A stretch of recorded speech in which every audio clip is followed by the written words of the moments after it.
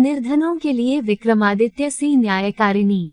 Edith Simpson. Chicago की municipal court दुनिया के सबसे बड़े और सबसे व्यस्त न्यायालयों में से एक है। प्रतिवर्ष इस न्यायालय में लगभग 30 लाख से भी अधिक मुकदमे आते हैं, यातायात के नियमों को भंग करने से लेकर पारिवारिक संबंधों के दायित्वों को भंग करने तक के।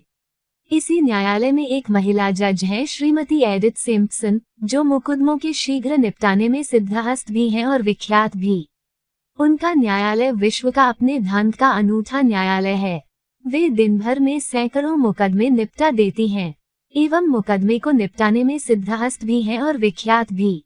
श्रीमती सिम्पसन दिन भर के सब मुकदमों को निपटा कर ही छुट्टी करती हैं। उनका कहना है, ये व्यक्ति न्याय पाने के लिए एक दिन का काम हर्ज करे, ये भी उनके लिए बहुत होता है।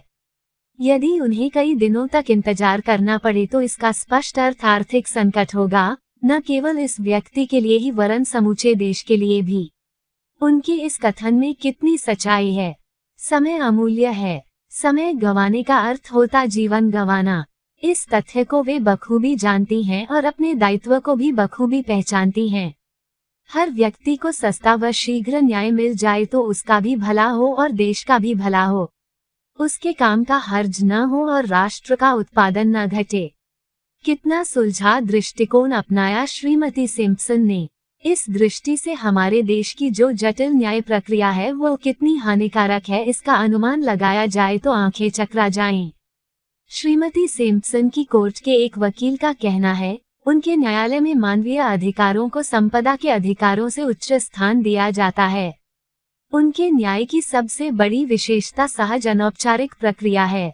जज का सम्मान भी कम नहीं होने पाए और काम भी शीघ्र हो जाए, इस दृष्टि से वे सर्वोत्तम न्यायाधीश हैं। आजकल मनुष्य का जीवन दिन पर दिन जटिलतर होता जा रहा है। उसे सहजता के कहीं दर्शन ही नहीं होते। श्रीमती सिम्पसन ने उसकी इस समस्या को समझा और उसका समुचित समाधान दिया है। उनकी न्याय पद्धति इतनी क्रांतिकारी होते हुए भी अलोकप्रिय नहीं हुई है, यह उनकी सबसे बड़ी विशेषता है। ये सब उनकी गहरी समझ, करुणा और मानव मन की अच्छी परख का परिणाम है। वे संयुक्त राष्ट्र अमेरिका की प्रथम अश्वेत महिला हैं जिन्हें हाईकोर्ट बेंच स्तर का न्यायाधीश पद मिला है, किंतु उनके व्यवहार से यह कतई नहीं झलकता कि वे इतनी बड़ी जज हैं। मुस्कान हर समय उनके होठों पर खेलती रहती है। न्याय की जटिल प्रक्रियाओं से वे दूर का भी नाता नहीं रखती। उनका न्याय का तरीका ठीक वैसा होता है जैसे किसी परिवार की जानकार दादी अपने परिवार के सदस्यों के आपसी झगड़ों का निपटारा करती हो। बस उनकी वेशभूषा भर उनके न्यायालय के जज होने का विज्ञापन करती है। उनके न्यायालय में जो मुकदमे आते हैं उनमें 75% मुकदमे अश्वेत लोगों के होते हैं, बाकी 25% लोग भी ऐसे होते हैं जो बहुत गरीबी होते हैं। वे हंसी हंसी में अपने न्यायालय के लिए कहा करती हैं, यही उन गरीबों का सर्वोच्च न्यायालय है, क्योंकि उनके पास आगे अपील करने के लिए पैसे ही नहीं होते हैं। वे हाईकोर्ट स्तर की न्यायाधीश है, पर इस पद तक पहुंचने के लिए उन्हें बहुत संघर्ष करने पड़े हैं। अमेरिका में जहां गोरे काले का भेद चरम शिखर पर है, जीवन के हर क्षेत्र में अश्वेतों को हिकारत की निगाह से देखा जाता है। उन्हें प्रगति के अवसर बहुत मुश्किल से दिए जाते हैं।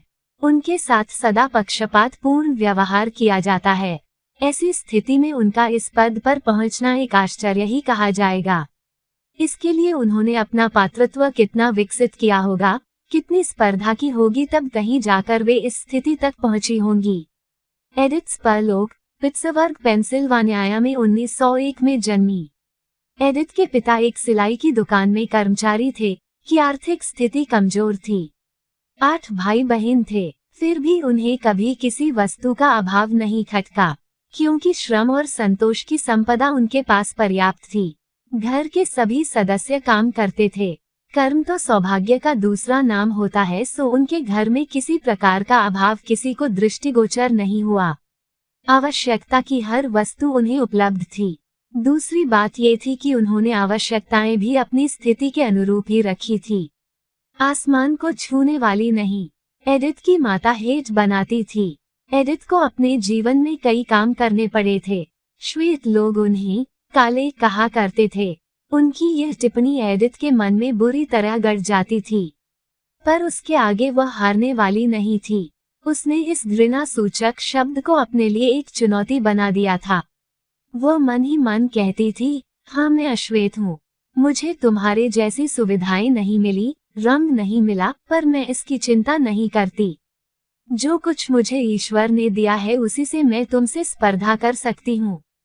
यही चुनौती उसे जाने कहाँ से वह धैर्य और लगन दे गई कि वह विधि में दो उपाधियां प्राप्त कर सकी। आरंभ से अंत तक उसकी शिक्षा रात्रि पाठशालाओं और रात्रि कॉलेजों में हुई। दिन को काम करना और रात को पढ़ना, 1-2 वर्ष तक नहीं पूरे 20 वर्ष तक ये क्रम चला। उसकी इसी तपस्या का ये फल है कि आज वे जिस पद पर है उसे देखकर श्वेतों को भी उनसे ईर्ष्या होती है। जब वे लॉ कॉलेज में पढ़ती थीं तभी रफस सिम्पसन नामक व्यक्ति से उनका विवाह हुआ। मास्टर ऑफ लॉ की शैक्षणिक उपाधि पाकर कुछ वर्षों तक उन्होंने वकालत की। थोड़े ही दिनों में वे शिकागो की जानी मानी वकील गिनी जाने लगी। उनकी प्रतिभा छिपी न रह सकी, उसे सम्मान देना ही पड़ा। राष्ट्रपति ट्रुमैन ने उन्हें पहले 1950 में और फिर 1952 में स0 अमेरिका के स0 संघ में भेजे गए प्रतिनिधि मंडल की सदस्य नियुक्त किया। वर्षों तक वे शिकागो के म्यूनिसिपल कॉर्पोरेशन की सदस्य भी रहीं। 1962 में वे जज के रूप में नियुक्त हुई। श्रीमती सिम्पसन के पास 4 मानद डॉक्टरेट की उपाधियां हैं। अमेरिका के राष्ट्रपति उनके अभिन्न मित्रों में से एक हैं। इन सबसे बड़ी बात यह है कि शिकागो का एक सामान्य से सामान्य आदमी भी उनसे परिचित है। एक बार J0D0 रेटक्लिफ नामक संवाददाता एक टैक्सी में बैठकर जा रहे थे। उनके मन में श्रीमती सिम्पसन पर कुछ लिखने की बात उठ रही थी। अचानक उनमें एक विचार उठा और उन्होंने उस टैक्सी ड्राइवर से पूछा, क्या तुम जज श्रीमती सिम्पसन को जानते हो? उत्तर निश्चय ही मनचीता था। वह बोला, क्यों नहीं, मैं स्वयं भी एक बार उनके सामने न्याय के लिए उपस्थित हुआ। साहब मानना पड़ेगा, गजब की समझ है उनमें। उनके सामने मुझे ऐसा लगा ही नहीं कि वे जज हैं। मुझे उनमें अपनी माँ की तस्वीर दिखाई दी जो किसी गलती पर मेरे कान खींच दिया करती थी। मेरी पहली पत्नी ने मुझ पर कर्ज का दावा किया था। जज ने आदेश दिया था उस समय जितने डॉलर मेरी जेब में है वे सब मैं अपनी पहले वाली पत्नी को दे दूं। मेरी जेब में उस समय $50 थे। मैं वे सभी देना नहीं चाहता था पर वे सभी बाहर निकल आए थे, सो अब छिपाने की गुंजाइश भी नहीं थी। मुझे पूरे के पूरे $50 उसे दे देने पड़े। जब हम जाने लगे तो उन्होंने हमें रुकने को कहा और मेरी पत्नी से बोले, इसे $5 वापस कर दो। इस बेचारे को भी इतने पैसे खर्च के लिए चाहिए। तभी तो मैं कहता हूँ कि वे शक्ल देखते ही अपराधी का अपराध जान जाती हैं और उसके मन की बात भी। उनका न्याय कानून से नहीं हृदय से होता है। इतनी लोकप्रिय हैं जज श्रीमती सिम्पसन की वे जिधर भी निकल जाती हैं उधर ही उनके परिचित मिल जाते हैं और इस सहृदय महिला का सभी श्रद्धा युक्त अभिवादन करते हैं। आत्मीयता, दया, ममता और प्रसन्नता से भरा पूरा उनका व्यक्तित्व हर मिलने वाले के मन में एक नया उत्साह भर देता है। अपने अश्वेत समाज को ऊपर उठाने के लिए वे पूरी सहायता करती हैं। उनका अपना रहन सहन बहुत ही सादा होता है। अपने वेतन का 1/4 भाग ही वे अपने लिए खर्च करती हैं। शेष गरीब अश्वेत विद्यार्थियों को सहायता देने में चला जाता है। एक बार विवाह करने के बाद तलाक हो जाने के कारण उन्होंने फिर विवाह ही नहीं किया। उनकी अपनी कोई संतान नहीं है पर उनकी बहन उन पर अपने 3 शिशुओं का भार छोड़कर परलोक सिधार गई। उसी दिन से उन्होंने बालकों को अपना ही पुत्र मान लिया।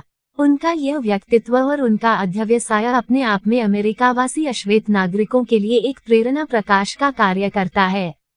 वे प्रेरणा देती रहती हैं, आगे बढ़ने को कहा करती हैं, अपनी योग्यता, अपना पात्रत्व विकसित करो, श्रेय व सम्मान तो तुम्हारी बाट जोहता हुआ मिलेगा।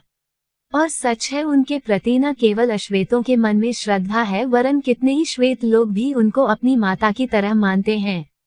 श्रीमती सिम्पसन की तुलना हमारे देश के न्यायविदों से करें तो हमें बड़ी निराशा होती है, जिनके न्यायालयों से गरीब देशवासियों को जो न्याय मिलता है वह इतना महंगा और समय साध्य होता है कि कुछ कहा नहीं जा सकता। उनके न्याय का ये तरीका कितना उपयोगी हो सकता है हमारे लिए भी।